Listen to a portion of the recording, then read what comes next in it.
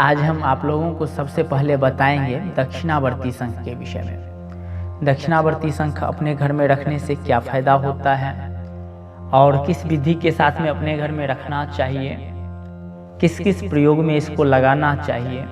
तो आज हम सबसे पहले इसी के बारे में आप लोग को बताएंगे और फिर उसके बाद जो आप लोग पूछिएगा तो उसके हिसाब से हम आप लोगों को उत्तर देंगे।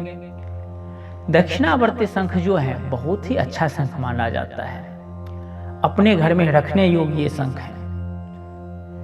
शास्त्रों में, अपने धर्मशास्त्रों में कई जगह उल्लेख मिलता है इसके बारे में।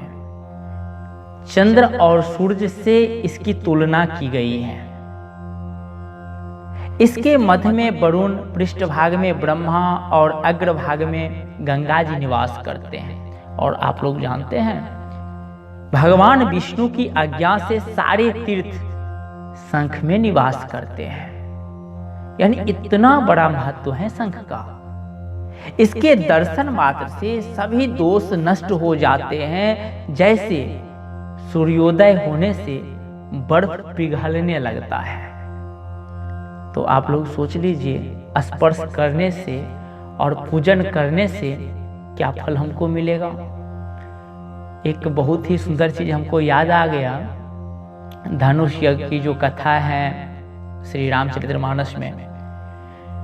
उस धनुष यज्ञ के समय में श्री रामचंद्र जी को संबोधित करते हुए लक्ष्मण जी एक शब्द बोले थे, बहुत ही सुंदर श्री तुलसीदास जी वहां पर में लिखे हैं। अरुण उदय सच्चे कुमुद, लक्ष्मण जी कहते हैं अरुण उदय सच्चे कुमुद उर्गन ज्योत मलिन, तिम तुम्हार आगमन सुनी भय निरपति बलहीन। यानी अरुण उदय होने से, सूर्य का उदय होने से जिस प्रकार से कुमुद तारागण सुकुचा जाते हैं, मलिन हो जाते हैं, उसी प्रकार से हे प्रभु आपके आगमन से सारे राजा यहाँ पर बलहीन हो गए हैं। और इसी तरह से कुछ अपने शास्त्रों में दक्षिणावर्त शंख के विषय में बताया गया, जो हम आपको बताए।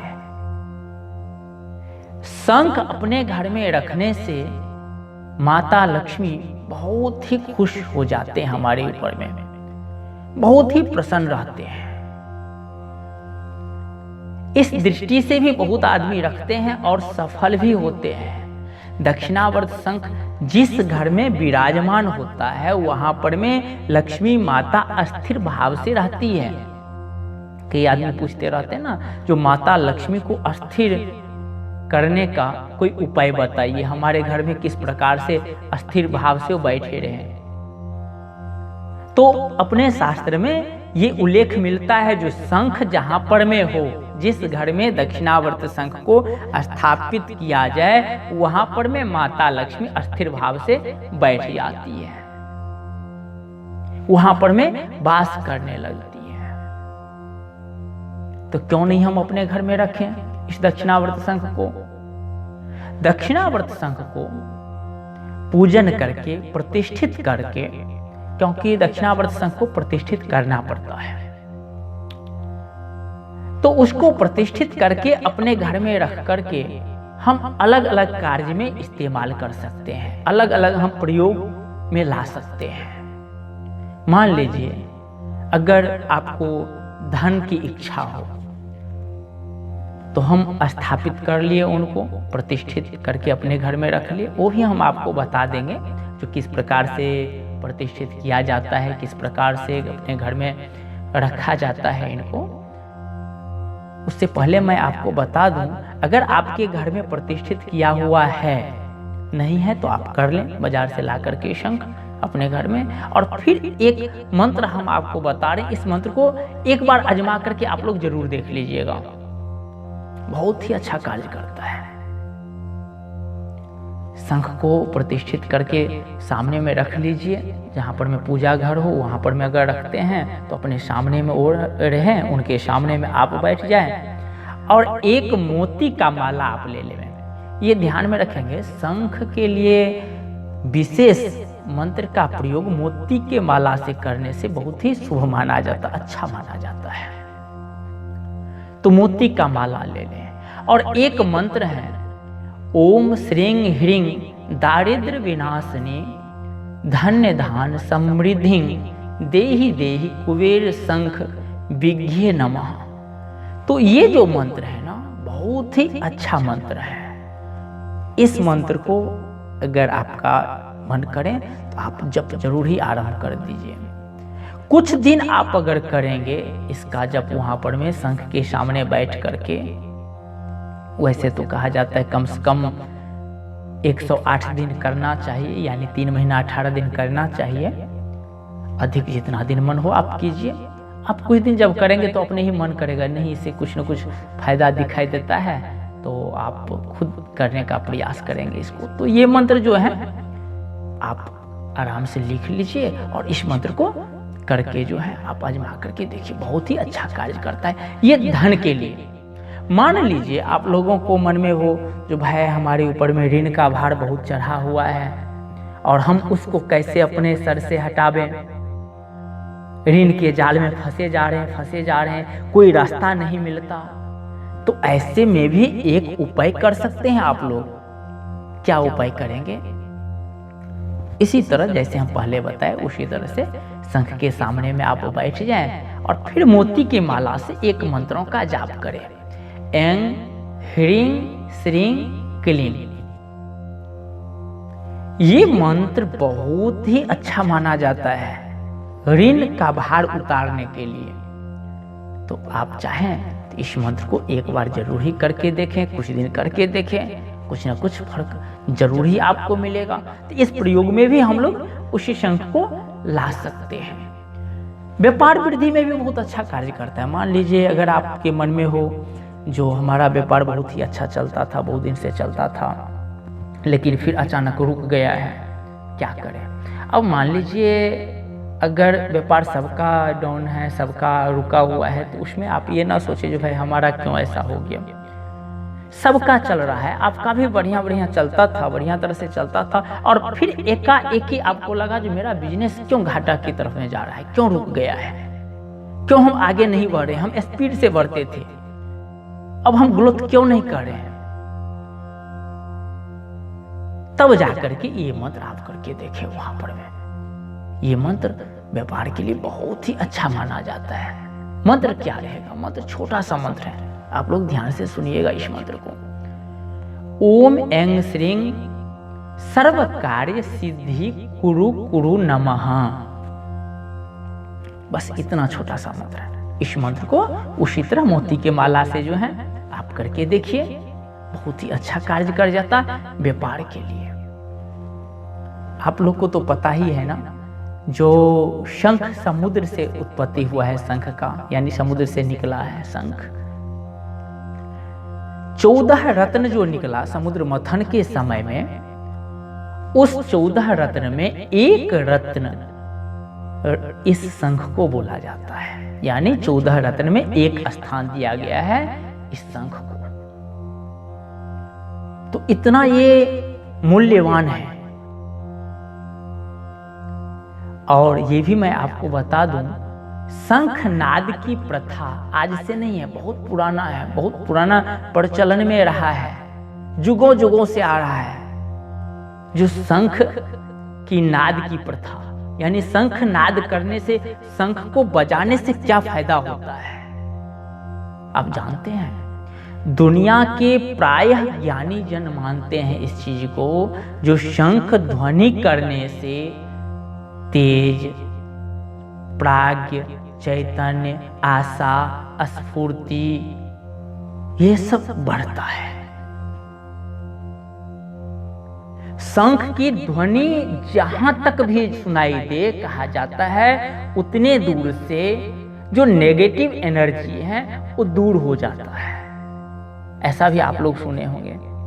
वैसे तो गांव घर में ये भी चर्चा किया जाता है, जो जहां तक शंख का आवाज जाए वहां तक भूत प्रेत का छाया दिखाई नहीं देता, यानी इसको इतना माना जाता है। अपने शास्त्र में तो साफ साफ लिखा गया है, जो शंख की ध्वनि रोज अपने घर में सुबह शाम करने से, या अपने घर में जब हम पूजा आरती करते हैं अपने भगवान का, वहां पर में अगर हम शंख की ध्वनि करें, वहां शंख हम फूके यानी बजाएं, तो उस घर में कभी भी दरिद्रता नहीं आता। वहां पर में लक्ष्मी की कृपा बरसती रहती है, घर सुखमय बना हुआ रहता है, परिवार सुखमय बना हुआ रहता है, दरिद्रता का नाश हो जाता है। यानी दरिद्रता को हटाने के लिए शंख की ध्वनि होना चाहिए अपने घर में। तो आप इस चीज में भी लगा सकते हैं। दक्षिणावर्त शंख, आप सोचेंगे जो शंख का ध्वनि क्या हम दक्षिणावर्त शंख से ही करें, दूसरे शंख से नहीं कर सकते? ऐसा नहीं है। आप दूसरे शंख से तो सभी करते हैं, लेकिन ऐसा भी नहीं है दक्षिणावर्त शंख से नहीं किया जाता है। आप जब जाएंगे ना मार्केट में खरीदने के लिए, तो देखेंगे कितना इस प्रकार से रहता है, बिक्री होता है, जिसका छेद किया हुआ रहता है फूकने के लिए। लेकिन अधिकतर लोग क्या करते हैं, दक्षिणावर्ती शंख को अपने कुछ कुछ प्रयोगों के लिए घर में रखते हैं, लक्ष्मी प्राप्ति आदि के लिए रखते हैं, शुभ चीज मान करके रखते हैं, और भगवान को स्नान कराने के लिए रखते हैं। क्योंकि भगवान विष्णु को अगर हम दक्षिणावर्ती शंख से स्नान करावें तो इसका बहुत ही महत्व है। वैसे तो किसी भी शंख से करवाया जाता है, लेकिन दक्षिणावर्ती शंख से अगर हम भगवान विष्णु को रोज स्नान करावें तो कहा जाता है जो चारों पुरुषार्थ, अर्थ धर्म काम मोक्ष, ये चारों पुरुषार्थ हमको मिल जाता है। इतना अच्छा माना जाता है। तो आप इस दक्षिणावर्त शंख को जो है अपने घर में जरूर ही ला करके रखिए। मैं एक चीज आपको और बता देता हूं, समुद्र से शंख निकला और समुद्र से ही उत्पत्ति हुई है माता लक्ष्मी। तो माता लक्ष्मी और शंख का अगर संबंध देखा जाए ना, तो भाई बहन का संबंध है। पिता समुद्रश्च लक्ष्मीश्च सहोदरी, यानी जिनके पिता समुद्र हैं और जिनके बहन, सहोदरी बहन लक्ष्मी जी हैं, वही शंख के बारे में हम आज चर्चा कर रहे हैं। तो माता लक्ष्मी का ये छोटे भाई हैं और बहुत ही प्रिय भाई हैं। अगर ऐसे भाई को अपने घर में रखेंगे, यानी अगर हम इस शंख को अपने घर में रखेंगे, तो माता लक्ष्मी जरूर ही हमारे तरफ में निहारेंगी, हमारे ओर देखेंगी, हम पर में कृपा बरसाएंगी। आप जानते हैं, कहा जाता है कलयुग में दक्षिणावर्त शंख जो है ना, ये कल्प वृक्ष के समान माना जाता है। और इसके साथ साथ मैं आपको ये भी बता दूं आप लोगों को, जो आयुर्वेद में भी इसका कम महत्व नहीं है। कई तरह के औषध तैयार होता है दक्षिणावर्ती शंख से। तो आप बिल्कुल ऐसे ऐसे प्रयोगों में लगा सकते हैं। और कुछ मैं आपको प्रयोग बताता हूं, बहुत ही अच्छा प्रयोग है। जैसे कि मान लीजिए, वैसे तो इसको बहुत लोग बहुत तरह के प्रयोग में लगाते हैं, धन के लिए, जस के लिए, व्यापार के लिए, वशीकरण के लिए, शत्रु दमन के लिए, सुख शांति के लिए, मनोवांछित फल प्राप्ति आदि के लिए कई प्रकार के कामों में लगाया जाता। लेकिन कुछ आज हम आपको बता रहे हैं, दो चार चीज बहुत ही अच्छा है। जैसे कि मान लीजिए किसी भी परिवार में पति पत्नी के बीच में काफी मतभेद होने लगे, काफी झगड़ा होना आरंभ हो जाए, एक दूसरे में पटना कम हो जाए, तो ऐसे में बहुत ही अच्छा एक प्रयोग है ये दक्षिणावर्ती शंख का। क्या करना है, तो दोनों पर्सन में से कोई भी करे, या दोनों अगर चाहे तो दोनों भी कर सकते हैं। प्रतिदिन ये गुरुवार से आरंभ करना है, गुरुवार से आरंभ करें और 11 गुरुवार तक कंप्लीट हो करना है रोज, लेकिन 11 गुरुवार तक कंप्लीट करें इस चीज को, अधिक से अधिक। और अगर कम से कम अगर करना हो तो 7 गुरुवार तक ये जाए। इस प्रकार से करते हुए क्या करना है, तो अगर इस झगड़ा को हटाना हो, आपस के तालमेल को सही बनाना हो, तो गुरुवार के दिन पीला आसन पर में बैठ जाए और पीला आसन पर में यानी पीले रंग के कपड़ा पर में, वस्त्र पर में इस शंख को स्थापित कर लें अपने सामने में चित्त करके। लेकिन ये ध्यान में रखिएगा, सिद्ध होना चाहिए, शंख सिद्ध होना चाहिए। सिद्ध करके ही आप ये सब करेंगे। हम आपको पहले ही बता दिए, जो बता रहे हैं बता देंगे हम बाद में। तो ये कैसा प्रयोग है और किस प्रकार से करना चाहिए, इसको आप लोग ध्यान से सुनिएगा। इस मतभेद को हटाने के लिए तो देखते हैं ना, कितने आदमी जाते हैं ना, तंत्र मंत्र के पीछे पड़ जाते हैं, कहाँ कहाँ जाते हैं, कुछ कहा नहीं जा सकता, और फिर भी वैसे के वैसे बना हुआ रहता है, बरकरार रहता है ये झगड़ा। और फिर कोई फोन के माध्यम से पूछेंगे, कोई मिलने पर में बताएंगे, या कोई मिल करके बताएंगे जो गुरुजी ऐसा ऐसा हमारे परिवार में चल रहा है। तो मैं आपको बता दूं, किसी से पूछने की जरूरत नहीं है, गुरुजी के पास जाने की जरूरत नहीं है, किसी तंत्र मंत्र के पास में जाने की जरूरत नहीं है। बहुत ही अच्छा प्रयोग है। पीले आसन पर बैठें और पीले रंग के वस्त्र पर में जो है शंख को स्थापित करें चित्त करके, और फिर अपने मन की कामना, यानी वो कामना जिससे झगड़ा निपटे, यानी हे शंख हमारी इस विवाद को आप सलटाइए, हटाइए, हमसे दूर कीजिए। जो आपके मन में इस तरह के भाव उपजे, ये विवाद हटाने के लिए इस विवाद को मन में सोच करके कुछ दाना, 2, 4, 5, 10 कुछ चावल का दाना लेकर के आप जो है अनामिका उंगली और अंगुष्ठा उंगली से पकड़ेंगे और उस शंख में छोड़ेंगे। चावल को आप थोड़ा सा हल्दी से कलर कर दीजिएगा, अरवा चावल होना चाहिए, शुद्ध चावल होना चाहिए, ये भी ध्यान में रखिएगा। तो आप जो है इस दोनों उंगली के सहारे से कुछ कुछ उसमें डालिएगा।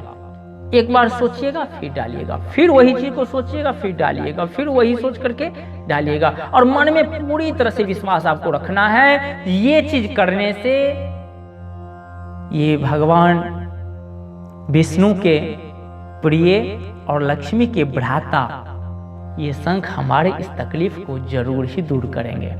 ऐसा मन में विश्वास के साथ में आप कीजिए।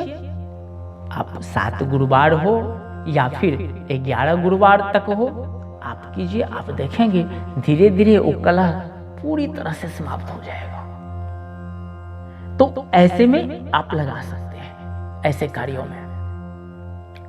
मान लीजिए धन धान्य में वृद्धि के लिए आप चाहें जो कुछ प्रयोग में लगावें, पहले भी आपको बता दिए थे, और एक प्रयोग में आपको बताता हूं, बहुत ही अच्छा है ये। जिस तरह से आपको अभी बताया ना, चावल उसमें डालना है, तो वो पति पत्नी झगड़ा को निपटाने के लिए था। लेकिन अभी जो हम बता रहे हैं ये धन्य धान्य में वृद्धि करने के लिए।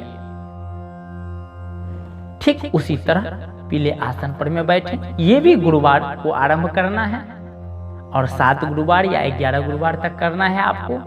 पीले रंग के वस्त्र पर में शंख को रखें, वैसे ही चावल पीले रंग का करके आप रख लें पास में, और यहाँ मंत्र एक आपको बोलना है। कौन सा मंत्र है? तो ये है श्री सूक्त का मंत्र, जो कि आपको श्री सूक्त का पुस्तक मिल जाता है मार्केट में। अगर आप लोग चाहे तो वैसे नेट से जो है इंटरनेट से भी डाउनलोड कर सकते हैं। हिरण्यवर्णा हिरण्यं सुवर्णरयिता वाला जो मंत्र है, 16 ऋचा का यानी 16 श्लोक का ये मंत्र का प्रयोग आप लोग करें। तो एक श्लोक पर में एक बार उठाएंगे चावल, उसमें डालेंगे। इस तरह से जो है आप उसको करेंगे।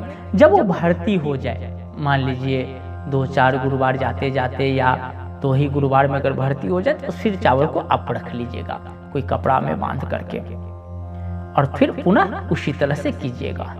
जब आपका 7 या 11 गुरुवार कंप्लीट हो जाए, तो फिर वो चावल सहित टोटल चावल जितना आपने पहले भी कर चुके हैं, वो चावल सहित उस शंख को उसी पीले रंग के कपड़ा में बांध करके आप अलमीरा में रख लीजिएगा। फिर देखिए क्या चमत्कार होता है। आजकल कहा जाता है ना, जो चमत्कार को ही नमस्कार किया जाता है। आजकल भी मौजूद हैं ऐसे ऐसे चमत्कार सब, जो आप आश्चर्य में पड़ जाएंगे। ये नहीं हम बोलते हैं जो कर्म छोड़ करके आप ये सब कीजिए और फिर ये चमत्कार आपको आगे लेकर के चला जाएगा, नहीं। कर्म आपको करना है, कर्म को नहीं छोड़ना है। कहा जाता है ना, कर्म प्रधान विश्व कर राखा, जो जस करहि सो तस फल चाखा। कर्म ही विश्व को चलाता है, यानी कर्म को नहीं छोड़ना है। लेकिन हम स्पीड से और जल्द शिखर तक कब पहुंचेंगे, जब हमारा कर्म के साथ साथ भाग्य लक भी साथ देना आरंभ कर दें। तो आप उसको लक मानिए या गॉड गिफ्ट मानिए, जो भी मानिए, ये प्रयोग आपको देगा। जो आप चाहे नहीं रहेंगे, सोचे नहीं रहेंगे, वो चीज आपको मिलना आरंभ हो जाएगा। तो आपके मन में विश्वास हो जाएगा कि नहीं भाई, ये तो चमत्कारी उपाय है और काफी लाभ होता है। तो धन्य धान बढ़ाने के लिए ये चीज किया जा सकता है। आप जानते हैं, रोग मुक्ति के लिए भी इसका प्रयोग कितना सुंदर है। मान लीजिए आपके घर में कोई बीमार हो और बारंबार उसका तबीयत खराब हो जाता हो, दक्षिणावर्त शंख जो आपके पास में सिद्ध किया हुआ है, उसका पूजन कीजिए। जैसा पूजन करना हो, यथोपचार, दशोपचार, पंचोपचार, षोडशोपचार, जो भी आपको करना आता हो उस तरह से आप करें। और करने से पहले उनका स्नान करके उसमें कुछ जल आप पहले से डाल दें, फिर उसके बाद में पूजन करें। और पूजन समाप्त होने पर में वो जल लेकर के उस रोगी को, जो बीमार आदमी हो, उनको आप पिला दें थोड़ा, और उनके स्नान वाला जल में भी थोड़ा सा मिला दें। जो 10 दिन में ठीक होने वाला व्यक्ति है, वो आप देखेंगे 5 दिन में ठीक होना, माने 5 दिन में वो ठीक होता नजर आएगा। तो इस कार्यों में भी आप लोग लगा सकते हैं, बहुत ही अच्छा कार्य करता है। संतान प्राप्ति के लिए भी बहुत अच्छा प्रयोग किया जाता है ये दक्षिणावर्ती शंख से। मान लीजिए किसी दंपति को संतान न हो, कितने दंपति ऐसे भी हैं जो संतान के लिए तरस रहे हैं, बहुत उपाय करके थक गए, फिर भी कोई उपाय कारगर साबित नहीं होता। डॉक्टर के पास में, वैद्य के पास में, तंत्र मंत्र के पास में जाकर के थक गए हैं, बड़े बड़े पंडित के पास में जाकर के थक गए हैं, बाबा जी के पास में जाकर के थक गए हैं, फिर भी कारगर साबित नहीं होता। तो एक बार इस उपाय को अपना करके भी आप देख लीजिए। दक्षिणावर्त शंख को सिद्ध किया गया, दक्षिणावर्त शंख को अपने घर में जो आप रखे हुए अपने घर में, जहां पर में है वहां पर में आप बैठ जाए। लेकिन ध्यान रखेंगे, आप उत्तर दिशा घूम करके बैठेंगे, लाल आसन पर बैठेंगे और लाल रंग के वस्त्र पर में स्थापित करेंगे। लेकिन सिद्ध किया हुआ होना चाहिए। बैठ जाए वहां पर में, और फिर अगर अपने से खुद अच्छे तरह से पूजन कर पावे तो अच्छी बात है, नहीं तो आपके आसपास में कोई भी पंडित जी हो, अच्छे ज्ञानी पंडित जी हो, तो उनको बुला लावे और फिर षोडशोपचार पूजा करें। पूजा के दौरान स्नान के बाद में इस शंख में आप दूध भर करके रख दें और फिर उसके बाद में आप पूजन करें। पूजन समाप्त हो जाने के बाद में जब आप आरती कर लें, पूजन कर लें, क्षमा प्रार्थना कर लें, मन की मनोकामना जो सुनाना है सुना दें, उसके बाद उस शंख में भरा हुआ दूध जो आप पूजन से पहले उसमें दे करके रखे हुए हैं, उस दूध को निकालें और उस दंपति को, यानी जिनको संतान चाहिए उनको, ऐसा जरूरी नहीं है जो लड़का को दिया जाए या लड़की को दिया जाए, पति को दिया जाए या पत्नी को दिया जाए, नहीं, अगर दोनों ले सकें और अच्छी बात है, दोनों ले। जिस प्रकार से चरणामृत पंचामृत को अपने लोग पीते हैं भाव भक्ति के साथ में, उसी तरह से उसको पान करें। लेकिन ये ध्यान में रखेंगे, चरणामृत में जो अपने लोग मंत्र बोलते हैं चरणामृत लेने में मंत्र बोलते हैं ना, जो अकाल मृत हरणम सर्व व्याधि विनाशनम विष्णु चरंतकम पित्वा शीर्षा धार्याचम्यहम, वो मंत्र नहीं यहाँ पर बोलना है। यहाँ पर में क्या बोलना है, लेना है चरणामृत के ही तरह भाव भक्ति के साथ में, लेकिन यहाँ मंत्र बोलना है देवकी सुत गोविंद वासुदेव जगतपते देहि में तन्यं कृष्ण त्वामहम शरणं गतः। इस मंत्र के साथ में उसको पान करना है, यानी पीना है। ये भी मंत्र कोई इधर उधर का मंत्र नहीं है, हरिवंश में लिखा गया है ये मंत्र के बारे में। गोपाल सहस्त्रनाम जो है, संतान गोपाल स्तोत्रम जो है, उसमें भी वर्णित किया गया है। और वैसे भी संतान प्राप्ति के लिए अगर कोई उपाय आप खोजेंगे ना, पंडित जी के पास में हो या इंटरनेट पर में हो, तो ये जरूर ही आपके सामने में आ जाएगा ये मंत्र। इतना प्रचलित मंत्र है, अच्छा मंत्र है। देवकी सुत गोविंद वासुदेव जगतपते देहि में तन्यं कृष्ण त्वामहम शरणं गतः। इस मंत्र के साथ में चरणामृत यानी वो जो रखे हुए हैं दूध शंख का, उसको चरणामृत की तरह आप पान करें। और उसके साथ साथ ये भी करेंगे, आप स्नान के समय में भी अपने पानी में मिला करके स्नान करें। आप कुछ दिन देखिए अपने भाव भक्ति के साथ में, अपने विश्वास के साथ में, निश्चय ही हमें लगता है कार्य सफल हो। वैसे तो अगर किसी के तकदीर में ही ना हो, और किसके तकदीर में है या नहीं है ये तो आप हमसे अधिक बेटर ऊपर वाले ही जानते होंगे, जो देने वाले हैं। लेकिन प्रयास करना तो अपना धर्म होता है ना। हम लोग प्रयास तो कर सकते हैं, हम लोग तो उपाय कर सकते हैं ना, हम लोग रेमेडी खोज सकते हैं ना, उसको तो कर सकते हैं ना। तो इसको करने में कोई आपत्ति नहीं है, आप जरूर ही एक बार करके देखिए। एक बार तो माता लक्ष्मी को पूछ दिए भगवान विष्णु, लक्ष्मी आप कहाँ कहाँ निवास करती हैं, जरा बताइए। तो हंसते हंसते वो कुछ अपने बारे में बताने लगी, जो हम कहाँ कहाँ निवास करते हैं। उसमें कुछ शब्द ऐसा भी लिखा आया, बसामी पद्मोत्पल शंख मध्य बसामी चंद्रे च महेश्वरे च। हम यहाँ निवास करती हूँ, मैं यहाँ निवास करती हूँ।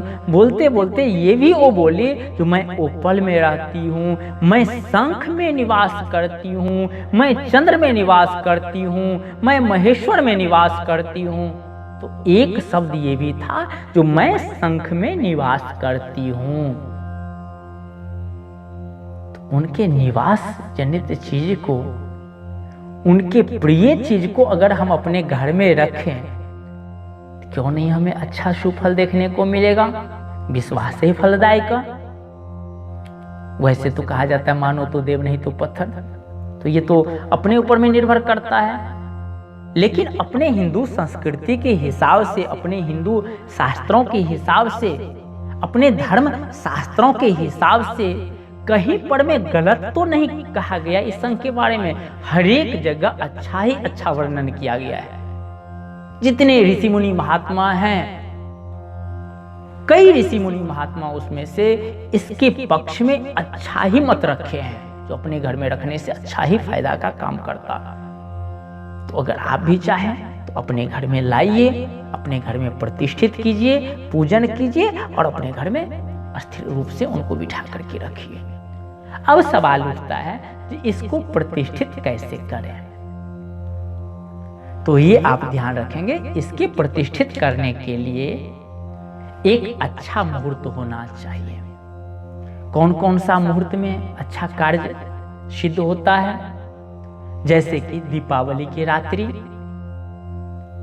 उस रात्रि में जब सिंह लग्न हो, अक्सर 12:30-1 बजे के बीच में वो सिंह लग्न आ जाता है, आप देख ले पंचांग में। और उस सिंह लग्न के समय में आप सिद्ध करने का प्रयास करें। आरंभ कर दे सिंह लग्न में करना, जहां तक चले, सुबह क्यों न हो जाए करते करते, लेकिन उस मुहूर्त में आप आरंभ करें। सिंह लग्न के समय में आरंभ करना। एक चीज का आप ध्यान रखें, जो सिंह लग्न के समय में कहीं तो कोई अशुभ मुहूर्त तो नहीं है। कितने लोग जैसे कि चौघड़ियां वगैरह भी देखने लगते हैं ना, तो थोड़ा ये सब पर में भी आप नजर रख लीजिएगा और ऐसे शुभ समय में आप इसको सिद्ध कर सकते हैं। एक ये समय है। दूसरा, अक्षय तृतीया। अक्षय तृतीया में भी अगर आप लोग चाहेंगे तो इसको सिद्ध कर सकते हैं। उस दिन भी सिद्ध किया जाता है। और अगर ये भी आपके नजदीक ना हो, आपके आसपास में न दिखाई दे अक्षय तृतीया, तो फिर आप क्या करें, किसी पूर्णिमा के दिन आप इसको सिद्ध कर लें। और अगर पूर्णिमा के दिन गुरुवार आ जाए या पुष्य नक्षत्र आ जाए तो और ही अच्छा माना जाता है। वैसे कई लोग अश्लेषा नक्षत्र में भी इसको सिद्ध करते हैं।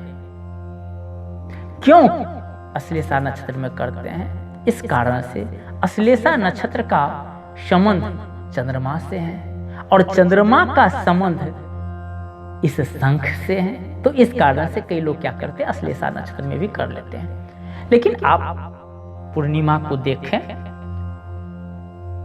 होली की रात्रि को देखें, अक्षय तृतीया को देखें, बहुत ही अच्छा मुहूर्त सब है। ऐसे मुहूर्त में आप एक शंख को अपने घर में खरीद करके लावें और फिर जो है आप उसको ऐसे ही मुहूर्त में प्रतिष्ठित करने का प्रयास करें। आपके पास में अधिक समय ना हो तो दिन में खरीद लें, रात्रि में प्रतिष्ठित करें, दीपावली की रात्रि में प्रतिष्ठित करें। या अगर पहले ही अगर खरीदना चाहें 2-4 दिन, 10 दिन, महीना दिन, तो उसमें मत देखिएगा जो नहीं खरीदने में भी अच्छा मुहूर्त होना चाहिए। नहीं, बहुत आदमी कहते हैं ना, जो धनतेरस के दिन खरीदना बहुत ही अच्छा माना जाता है। चलो हम नहीं काट सकते, धनतेरस को अच्छा माना जाता है। कोई भी चीज़ अगर हम खरीद करते हैं तो अच्छा माना जाता है, कोई भी वस्तु।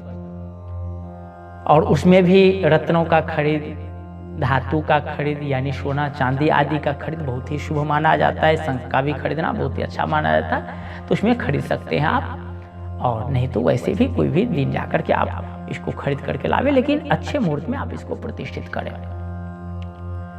प्रतिष्ठित करने से पहले आप जो है दूध से, गाय के दूध से धो दें, या पंचामृत से धोवें या गंगाजल से धोवें, जैसा उपलब्ध हो आपके पास में, तो आप उसको धो दें। पाद्य अर्घ आचमन स्नान कराने के बाद में, यानी स्नान आदि आप करा दिए शंख का, फिर आप जो है पीले रंग के वस्त्र पर में या लाल रंग के वस्त्र पर में उनको रखें। ये ध्यान में रखेंगे, वस्त्र का 2 ही रंग होना चाहिए। ये नहीं जो सफेद रंग का ये शंख है तो सफेद कपड़ा बिछा दे, नहीं। क्योंकि आप जब प्रतिष्ठित करेंगे तो ये ध्यान में रखेंगे, जो पीला या लाल रंग का वस्त्र हो उस पर में आप रखें। और खुद भी आप जो है लाल रंग के आसन पर में बैठें, स्वच्छ वस्त्र पहन करके बैठें। और फिर अपने पास में ½ kg, 1 kg, 1.25 kg, 1.5 kg अपने इच्छा अनुसार चावल रख लें। उसको थोड़ा सा पीला कलर कर दें हल्दी से। और उनका पूजन करने के बाद, शंख का पूजन करने के बाद कोशिश रखें षोडशोपचार पूजा होना चाहिए, अच्छे तरह से पूजा होना चाहिए। क्योंकि आप पहले लाए हैं, प्रतिष्ठित कर रहे हैं, बाद में जो भी करेंगे चलेगा, लेकिन शुरू दिन जो है, आरंभ के दिन बहुत अच्छा तरह से होना चाहिए उनका पूजन। तो अच्छे तरह से पूजन कर दें। अगर आप न कर सकें तो आप अच्छे पंडित जी को बुला लावें, जो कर्मकांडी हो उनको बुला करके ले आवें और उनसे ये पूजन करवा लेवें। जब वो पूजन समाप्त हो जाए उसके बाद में एक मंत्र हम आपको बताते हैं, ओम श्रीं ह्रीं श्रीं। इस मंत्र से जो है थोड़ा थोड़ा चावल आप उठाइएगा और फिर उस शंख पर में छोड़ते जाइएगा। लेकिन ये कितना मंत्र होना चाहिए, ये कम नहीं है। कहा जाता है 10,000 कम से कम होना चाहिए मंत्र। 10,000, 11,000, 13,000 ये 3 तरह से किया जाता है। तो 10,000 बार जो है आप एक मंत्र आप पढ़े और थोड़ा चावल उठा करके दिए। उसके बाद में आप आरती करें, धूप आरती करें, क्षमा प्रार्थना करें, विश्वास आप मन में कर लें जो हमारे शंख आज प्रतिष्ठित हो गए हैं। और फिर दूसरे दिन आप प्रातः काल जो है शंख को फिर उस चावल के अंदर से निकालें और फिर जो है अपने प्रयोगों में आप लगाना आरंभ कर दें। लेकिन यहां पर में ये भी एक बात है, कितने आदमी क्या करते हैं, दीपावली के रात्रि में ये प्रतिष्ठित करते हैं और सुबह में निकाल देते हैं, ऐसे भी किया जाता है। और कितने आदमी क्या करते हैं, इसको प्रतिष्ठित करने के बाद में 8 याम यानी 24 घंटा के लिए वो चावल के नीचे छोड़ देते हैं। तो ये दोनों तरह से चलता है, तो आपका जैसा सुविधा लगे कर सकते, कोई फर्क इसमें नहीं है। अब सवाल उठता है, हमने जो आपको मंत्र बताए क्या इसी मंत्र से प्रतिष्ठित होता है? नहीं, शंख को अलग अलग मंत्रों से भी प्रतिष्ठित किया जाता है। वैदिक मंत्र से भी किया जाता है, शास्त्रीय मंत्र से भी किया जाता है, तांत्रिक मंत्र से भी किया जाता है, और कई लोग श्रावण मंत्र से भी सिद्ध करने का प्रयास करते हैं और हो भी जाता है। लेकिन सबसे सुलभ यही मंत्र है जो हमने आपको बताया है,